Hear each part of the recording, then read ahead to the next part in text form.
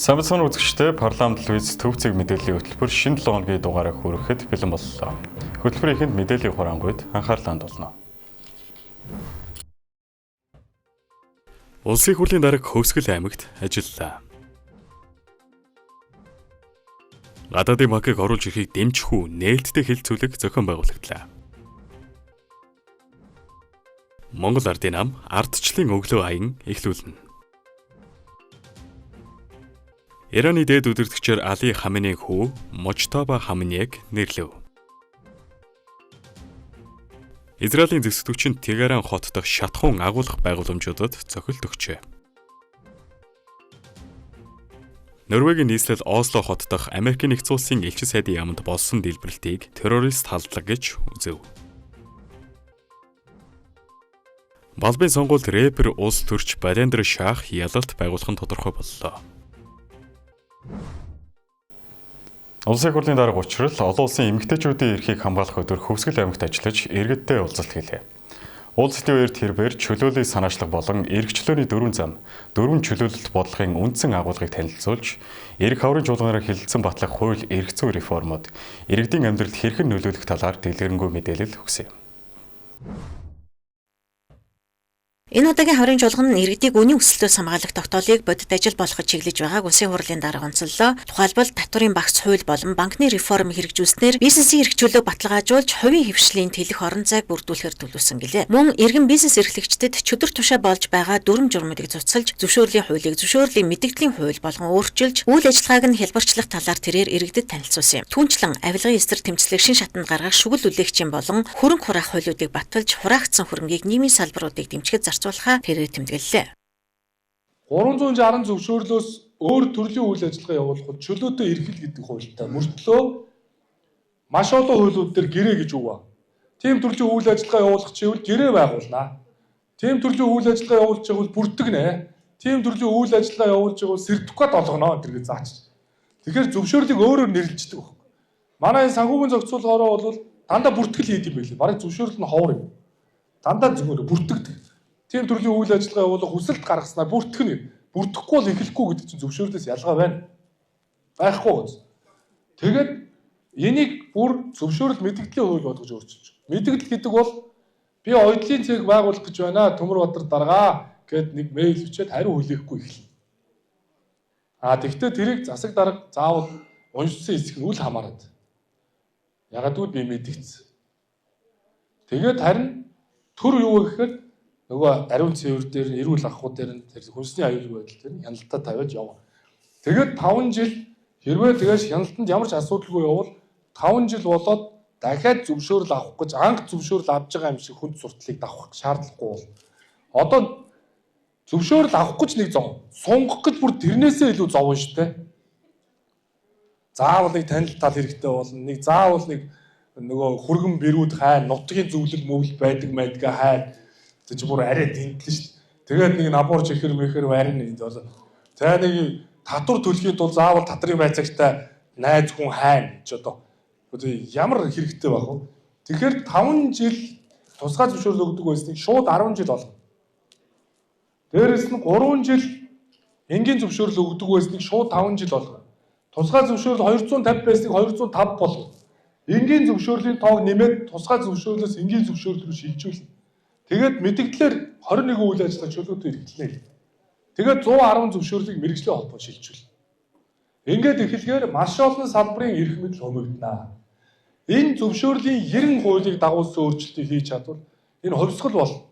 Улсын хурлын дарга малчтын орлогыг төрөлжүүлэх Нарлаг Монголын малчин хөтөлбөрийг онцгойлон дэмжих илэрхийллээ. Хөдөө аж ахуйн 367 нэр төрлийн бараг Евразийн эдийн засгийн холбооны бүсэд татваргүй экспортлох боломж нэгдсэнтэй холбогдуулан малын гаралтай түүхийн эдийн үн цэнийг нэмэгдүүлэх, ноос ноолуур боловсруулах үйлдвэр болон аялал жуулчлалын авто замын бүтээн байгуулалтыг эрчимжүүлнэ гэдгийг тэрээр онцоллоо.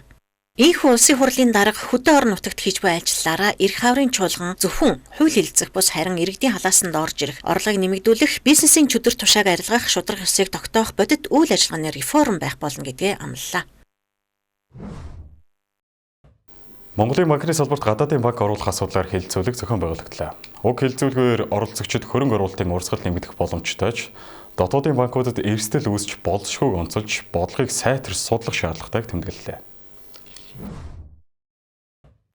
Монголын банкны салбарт гадаадын банк оруулж ирэх асуудлыг хэрэлдсэн уулзалт хэлцүүлгийн үеэр хөрөнгө оруулалт нэмэгдэх боломж болон дотоодын банкны салбарт үүсч болзошгүй эрсдлийн талаар оролцогчид байр сууриа илэрхийллээ. Монголын банкны холбооны гүйцэтгэх захирал гадаадын банк орж ирснээр Монгол улс руу чиглэх хөрөнгө оруулалтын урсгал нэмэгдэх боломжтой гэж үзэж байгаагаа хэллээ. Түүний эснээр олон улсын банкны байгууллагуудын оролцоонд санхүүгийн зах зээлийн идэвхийг нэмэгдүүлэх талтай гэж байр сууриа илэрхийллээ. Гэвч үүнтэй зэрэгцэн тодорхой эрсдэл байгааг мөн дурдсан байна. Ялангуяа дотоодын банкуудын үйл ажиллагаа зах зээл дээрх байр суурь тодорхой хэмжээнд хязгаарлагдах эрсдэл үүсч болзошгүйг анхааруулсан юм.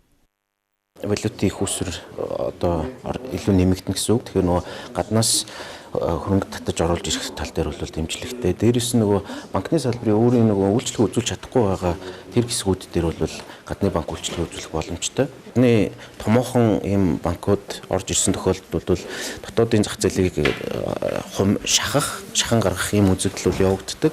Ийм учраас бол тэр эрсдлээс сэргийлж бол ийм аажмаар зах зээл рүүгээ оруулдаг ийм олон улсын туршлага байна. Тэгэхээр нөгөө өрсөлдөөнийг нэмэгдүүлэх гэж байгаа бүр өрсөлдөөнийг байхгүй бол ганцхан гадны банктай болчих болохгүй шүү дээ. Тэгэхээр нөгөө нэг дотоодын банкудаа бас хамгаалах ийм арга хэмжээнүүд авагддаг. Тэгэхээр одоо шинэхний ээлжинд зөвхөн доллараар зээл авах одоо доллар гэдэг юм гадаад валютаар ингэж зээл өгөх хэсэг рүү оруулдаг ч юм уу тодорхой салбар руу оруулдаг.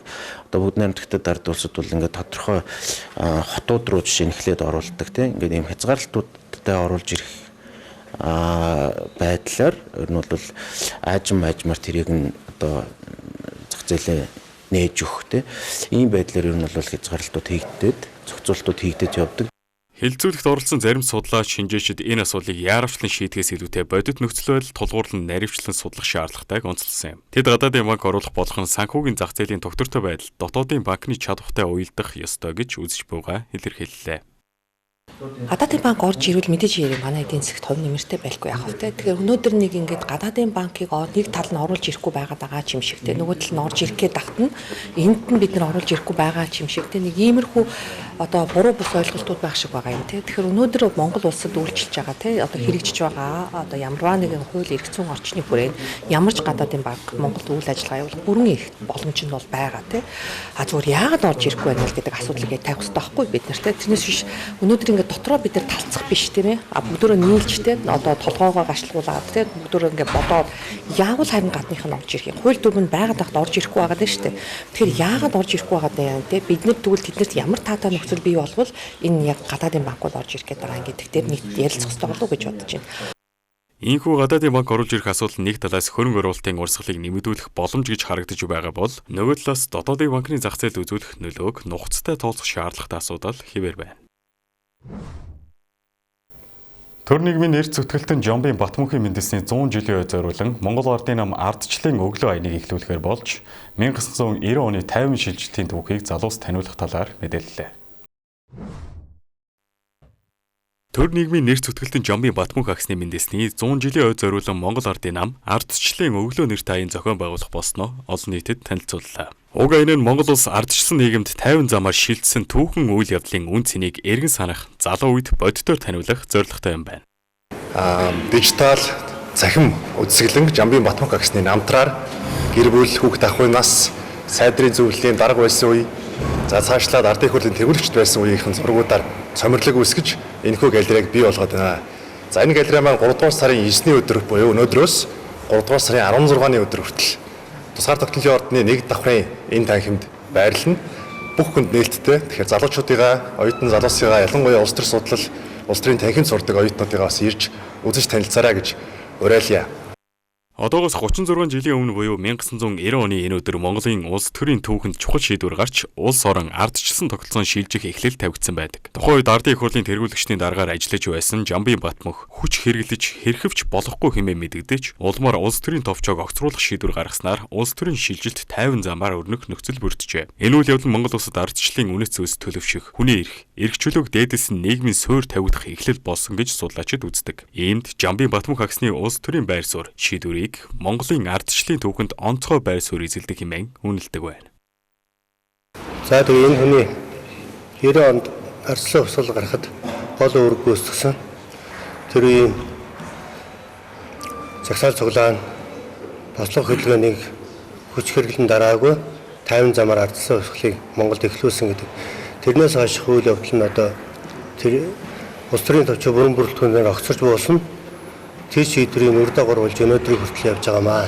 Тэгэхээр энэ хүний түүхэн гавьяа үнэн түүхийг залуучууд хүүхдүүдэд сурталчлах юм энэ 26 онд 100 жилийнхэн хүрээнд үргэлжлээд явах юм аа. Ардчлалын өглөө аяны хүрээнд 1990 оны 50 замаар үргэлжлэн нийгмийн шилжилтийн түүхэн үйл явдлыг олон нийтэд таниулах, ардчлалын үн цэнийг эргэн сануулах, ялангуяа залуу үед түүхэн үйл явдлыг бодитоор ойртуулахад чиглэсэн арга хэмжээнүүдийг зохион байгуулахаар төлөвлөжээ. Энэхүү төр нийгмийн нэр зүтгэлтэн Жамбын Батмунх агсны Мендэсний 100 жилийн ойг тохиолдуулан эхлүүлэх ардчлалын өглөө аян нь Монгол улсын ардсан шилжилтийн түүхэн үйл явдлыг эргэн санах, түүний үн цэнийг олон нийт ялангуяа залуу үед таниулахад чиглэж байгаагаараа онцлогтой. Монгол улсын гадаад харилцааны яамнаас ойрхон орнуудын бүс нутагт үүсэж буй нөхцөл байдалтай холбогдуулан албан ёсны мэдээлэл гаргалаа. Уг мэдээлэл бүс нутаг дахь зэвсэг мөргөлдөөн шатлан өргөжөж Эрдэнэт хүний яамнаас олноор үргэлж байгаад Монгол улс гүнээ сэтгэл зовниж байгаагаа илэрхийлэв. Энэхүү мөргөлдөөн нь олон улсын эрх зүйн хэм хэмжээг алдагдуулаад зогсохгүй дэлхийн дахины инх тайван, аюулгүй байдал сөргөөр нөлөөлж талуудын хооронд дипломат яриа хэлцээ хийх боломжийг хөмж байгааг онцлсан байна. Монгол улс инхийг эрхэмсэн, нээлттэй, олон тулгуурт гадаад бодлогын хүрээнд зэвсэг мөргөлдөөрийн нэн даруй зогсоо дипломат яриа хэлцээг сэргээхийг бүх талд уриаллаа. Мөн асуудлыг инхийн замаар шийдвэрлэхэд өөрсдийн зүгээс хувь нэмэр оруулахад бэлэн байгаагаа мэдгдсэн юм. Энэхүү уриалга нь олон улсын хямралт нөхцөлд зөвшөлдсөл дипломат ажиллагааг нэн тэргуунд тавих шаардлагатайг сануулсан байна.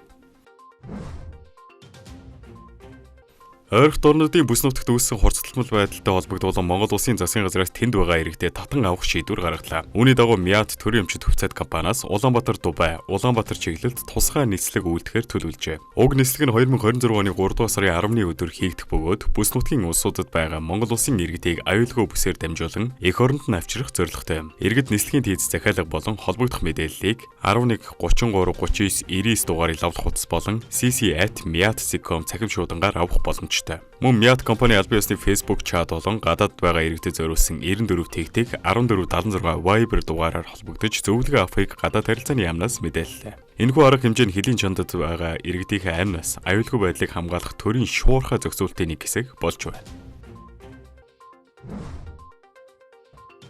Ерөнхий сайд замдагчдаар алдар тэхийн одонд ээж хүндэтгэлийн арга хэмжээнд оролцохдоо эдийн засгийн өсөлтийг эргэн бүрд хүртээх бодлогын цөм нь гэр бүл эмэгтэйчүүд байхыг онцоллоо. Засгийн газраас 2026 оны хүүхэд гэр бүлийн хөгжлийг дэмжих жил болгон зарлаж хэд хэдэн томоохон шинжилэл хийхээр төлөвлөжээ. Тухайлбал гэр бүлийн хөгжлийг дэмжих тухай хуулийн төслөөс олон хүүхэдтэй гэр бүлийг орлогын албан татвараас чөлөөлөх, ипотекийн зээлд дараалалгүй хамруулах зохицуултыг тусгасан байна. Мөн хүүхдийн цуслангуудыг газрын төлбөрөөс чөлөөлж хувьсах зардал олгох замаар хүүхэд хамгааллын тогтолцоог цэгцлэх хөдөлгөөнийг эрчимжүүлж байна. Эмэгтэйчүүдийн хөдөлмөр эрхлэлийг дэмжих зорилгоор хүүхэд асрах чөлөөтэй байгаа ээжүүдийг ажлын байранд нь буцаан оруулах returnship хөтөлбөрийг хувийн хөвшилтэй хамтран хэрэгжүүлэхээр болжээ. Эдгээр урилга нийгмийн халамжийг бодит эзэнт нь хүргэж гэр бүлийн боловсрол хамгаалтыг шин шатанд гаргах зорилготой юм. Дотоод болж өрөөсөө үйл явдлын мэдээллийг та бүхэнд хүргэлээ. Үргэлжлээд олон улсын мэдээнд анхаарал хандуулна.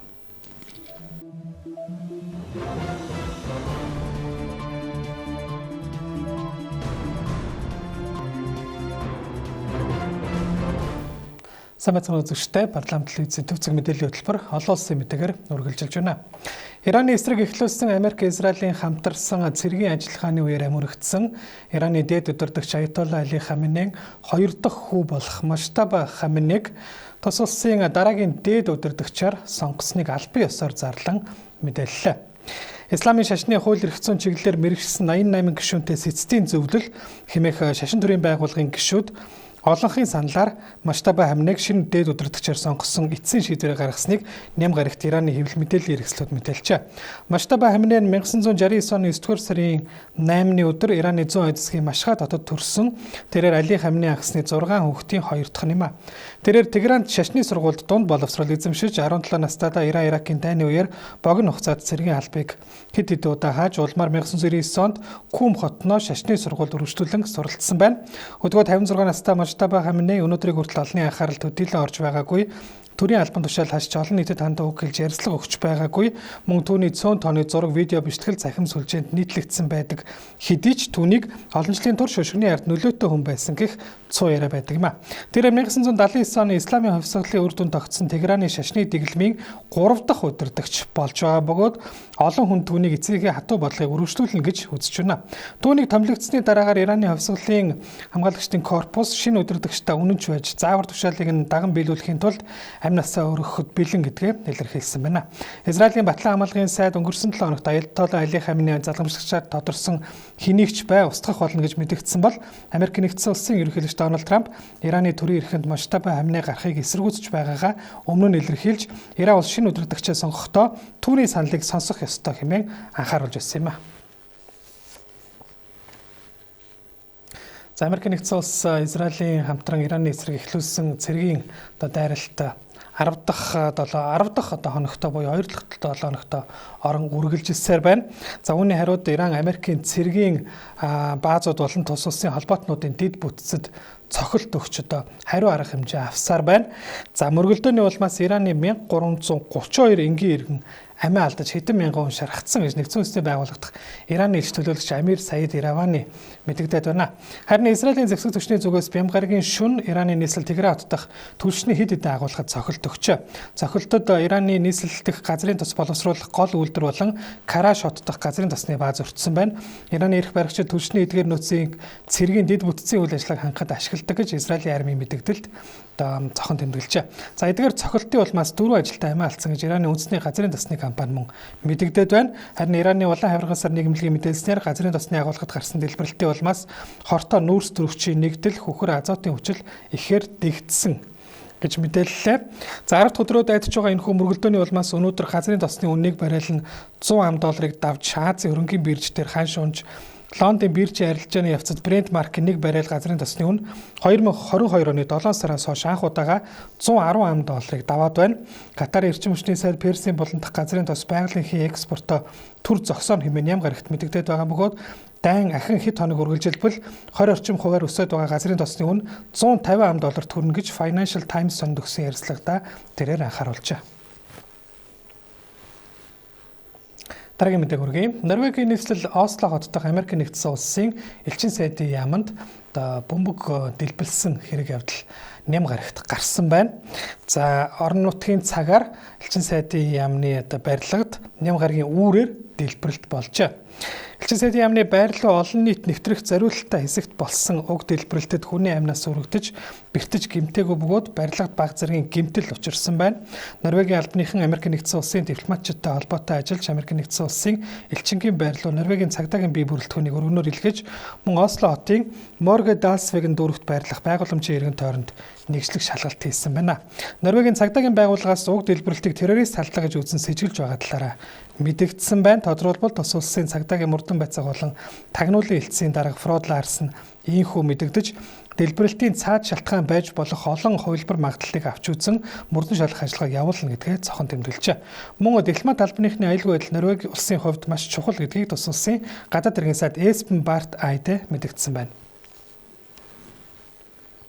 Зөвхөн мэдээлэл хүргэе. За өнгөрсөн 7 хоногт явагдсан Балб улсын парламентын сонгуульд өнгөрсөн жил Жензи үеийнхний залуусын хөдөлгөөний удирдагчдын нэг байсан рэпер улс төрч Балендра Шахын тэргүүлсэн нам томоохон ялалт байгуулж тэрээр тус улсын ерөнхий сайд болох нь тодорхой болоод байна. За сонгуулийн санал тоолгын урьдчилан дүнгээр Балендра Шахын тэргүүлдэг Растрия Сватантра нам 122 тойрогт ялалт байгуулж үүн дээр нэмээд дахин 3 суудалт ялах магадлалтай болоод байгаа ба энэ нь тус улс арчилсан тогтолцоон шилжснээс хойш нэг нам хамгийн олон суудал авч парламентод олох болсон тохиолдол болж байна. За энэ удаагийн сонгуулиар парламентын 275 суудлын 165-ыг тойргоос үлдсэн суудлыг пропорционал төлөвлөлийн аргаар сонгож байгаа бөгөөд ойрын өдрүүдэд пропорционал төлөвлөлийн суудлуудыг багтаасан сонгуулийн ерөнхий үр дүн гарах төлөвтэй байгаа юм а. Өдгөө 35 настай Балендра Шахын хувьд инженер мэргэжилтэй бөгөөд анх 2022 онд улс төрт хөл тавьж нийслэл Катманду хотын даргын сонгуульд бие даанэр дэвшин ялалт байгуулж улмаар хотын хог аяллыг цэвэрлэх, зөвшөөрөлгүй барилгуудыг буулгах зэрэг томоохон ажлуудыг эхлүүлж байснаас гадна тэрээр мөн ядуурл ажилтгүйд авилгын сэдвтэй хипхоп дуунуудаараа алдарч байсан рэпер юм а. Үзэгч та бүхэндээ гадаад мэдээ хүргэлэн анхаарлаа тассан баярлалаа.